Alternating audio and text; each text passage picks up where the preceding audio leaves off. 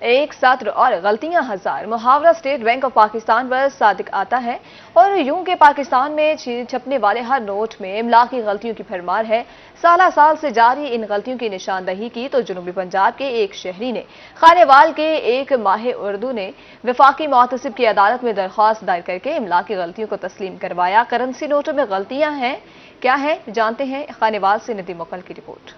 ملک کا قومی ادارہ State Bank of Pakistan currency note پر قومی زبان اردو بھی درست طور پر لکھنے سے قاصر، ہر نوٹ آدھی درجن املا کی غلطیوں کا بوجھ اٹھائے نظر آتا ہے اور اس پر 8 آنسو رو رہا ہے۔ سالوں بیت گئے مگر کسی کو خبر نہ ہوئی کہ کس طرح قومی ادارے کی سنگین غلطی سے اردو زبان کی بے توقیری ہو رہی ہے۔ بالآخر جنوبی پنجاب سے تعلق رکھنے والے ایک ماہر اردو نے کرنسی نوٹوں کی ان غلطیوں کی نشاندہی کی اور درستگی کا بیڑا اٹھایا۔ آپ کے ذہن میں ملین ڈالر سوال یہ ہوگا کہ آخر وہ ایسی کون سی غلطیاں ہیں جو 25 کروڑ عوام میں سے صرف ایک فرد نے نوٹس کی؟ تو آئیے سب سے پہلے آپ کو دکھاتے ہیں وہ 6 غلطیاں۔ پہلی غلطی، بینک نہیں بینک ہے۔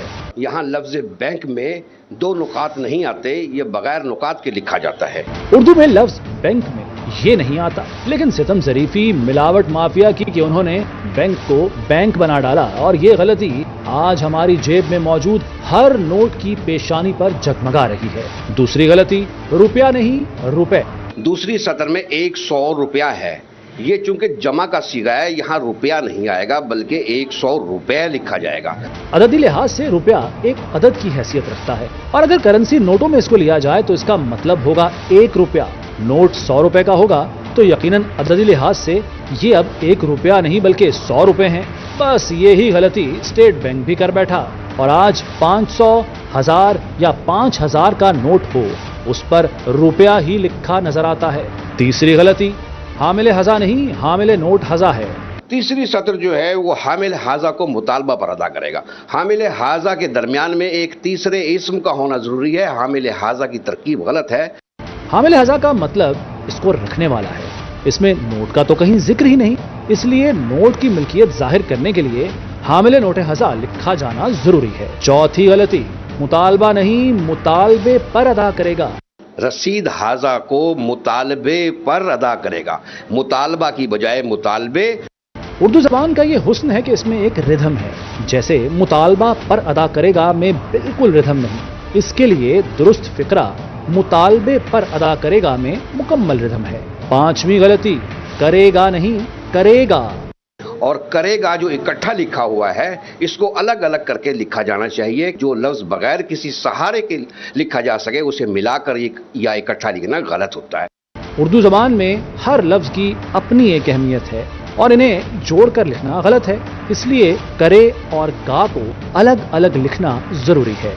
چھٹی غلطی، جو آخری لائن ہے اس میں ہے کہ حکومت پاکستان کی ضمانت سے جاری ہوا، تو یہ ضمانت سے جاری ہوا غلط ہے، جملہ ضمانت پر جاری ہوا درست ہے۔ ضمانت سے اردو گرامر کے لحاظ سے غلط ہے، چونکہ حکومت پاکستان ہر کرنسی نوٹ کی ضامن ہے، اس لیے درست فقرہ حکومت پاکستان کی ضمانت پر جاری ہوا ہی ہے۔ ان غلطیوں کو دیکھنے کے بعد مبارک عظیم آبادی کا وہ شعر یاد آ گیا، یہ تصرف ہے مبارک داغ کا، کیا سے کیا اردو زبان ہوتی گئی۔ خانے وال شہر سے تعلق رکھنے والے شاعر، ادیب، ماہر لسانیات شہزاد فیضی نے پاکستانی کرنسی نوٹ میں اردو املا کی غلطیاں درست کروانے کے لیے 2023 میں وفاقی محتسب کو درخواست دی۔ اس نے اپنے دعوے کے حق میں کتابوں سے دلائل بھی اکٹھے کیے۔ کیس کے فیصلے میں املا کی تمام غلطیاں تسلیم کی گئیں۔ اسٹیٹ بینک نے بھی املا کی غلطیوں کو تسلیم کیا اور اسے تعریفی سرٹیفکیٹ سے نوازا۔ میں نے اس حوالے سے تمام لغات اور قواعد کی کتابیں جو میں نے 20 سال کی محنت سے اکٹھی کی تھی وہ وفاقی محتسب اعلیٰ کو پیش کی اور دلائل دیے۔